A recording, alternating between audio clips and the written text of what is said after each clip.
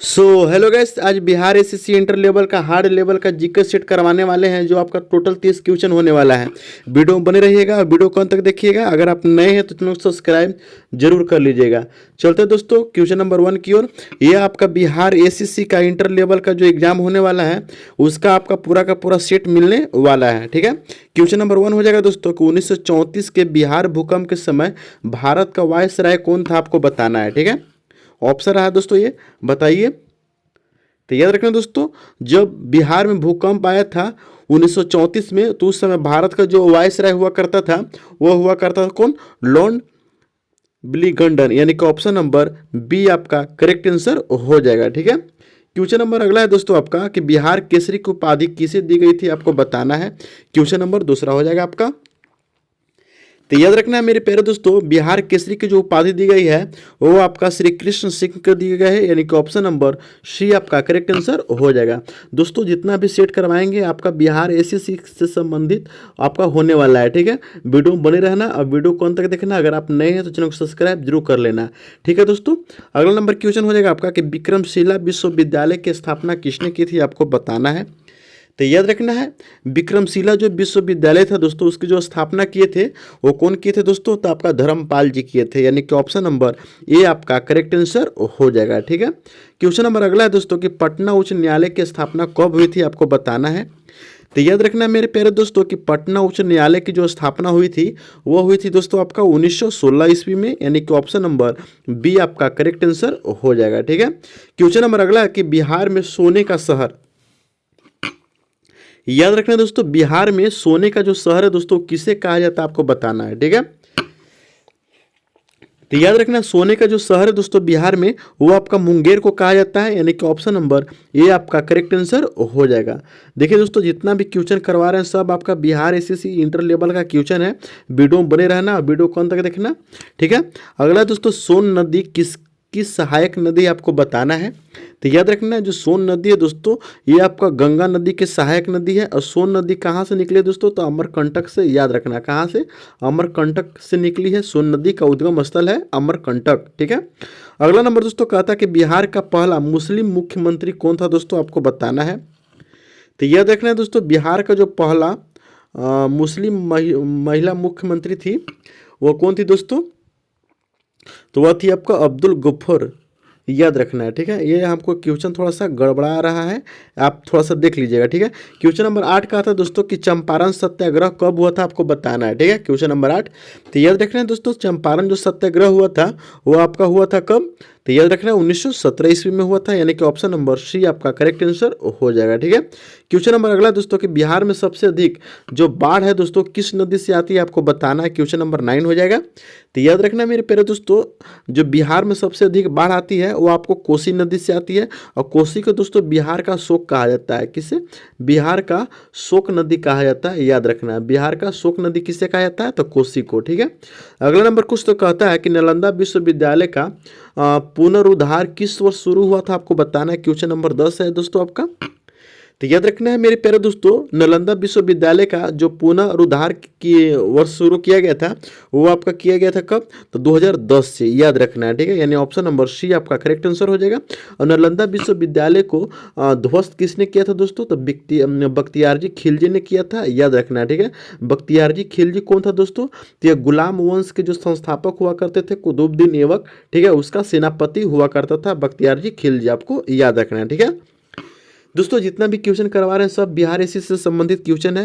Video में बने रहिएगा, वीडियो को अंत तक देखिएगा। ठीक है, क्वेश्चन नंबर अगला है कि बिहार का राज्य पक्षी कौन सा है दोस्तों, आपको बताना है। देखिए दोस्तों, यह क्वेश्चन आपका बिहार दरोगा में जो हाल में ही एग्जाम हुआ है 2026 में, ठीक है, उसमें पूछा गया क्वेश्चन है कि बिहार राज्य का पक्षी कौन है।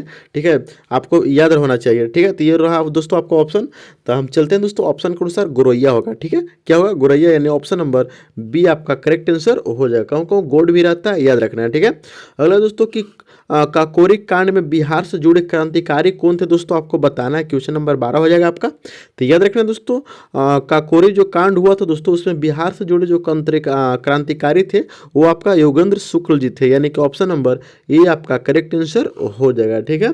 क्वेश्चन नंबर अगला दोस्तों कि बिहार का सबसे बड़ा थर्मल पावर प्लांट कहाँ है आपको बताना है। क्वेश्चन नंबर 13 हो जाएगा।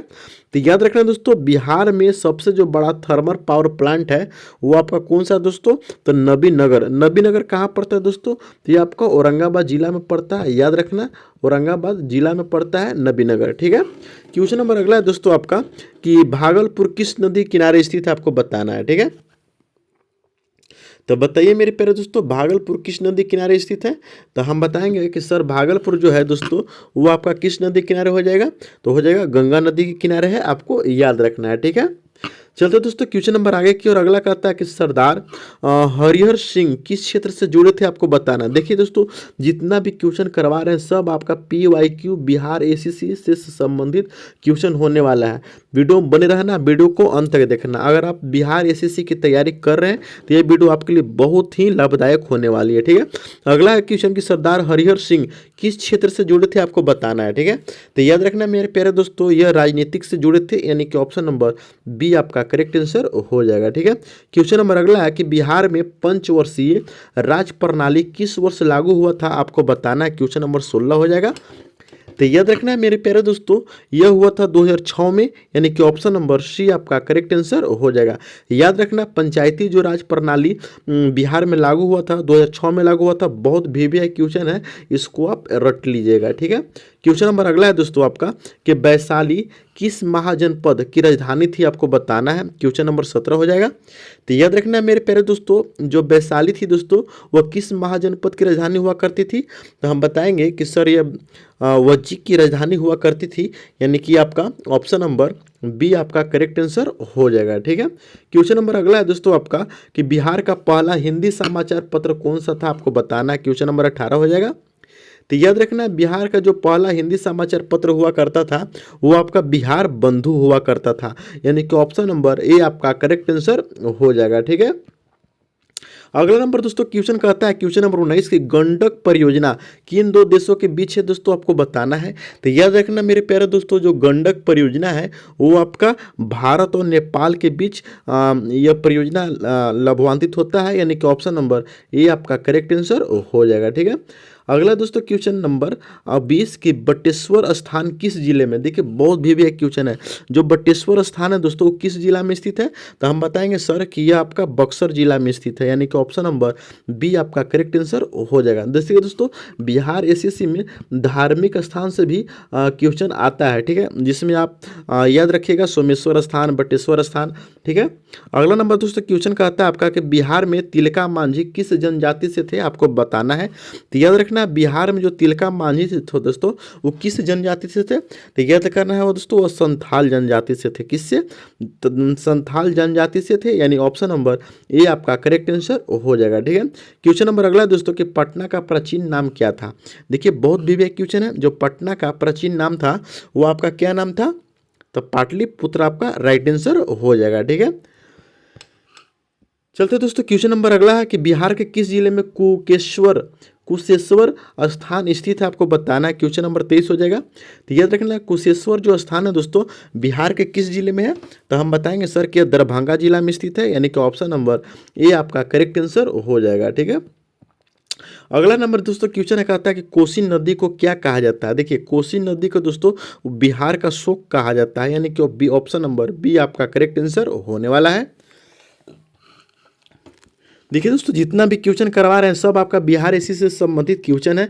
वीडियो बने रहना, वीडियो को अंत तक देखना है। ठीक है। क्वेश्चन नंबर दोस्तों अगला हो जाएगा आपका 25 नंबर कि बिहार में जो सिमरिया घाट है दोस्तों वो किस नदी पर स्थित है आपको बताना है। क्वेश्चन नंबर आपका 25 हो जाएगा। तो याद रखना मेरे प्यारे दोस्तों, जो सिमरिया घाट है वो आपका किस जिला में है ये आप कॉमेंट करके बताइएगा। ठीक है। और हम बता रहे हैं किस घाट में स्थित है दोस्तों, तो गंगा घाट हो जाएगा, यानी कि ऑप्शन नंबर ए आपका करेक्ट आंसर हो जाएगा। ठीक है।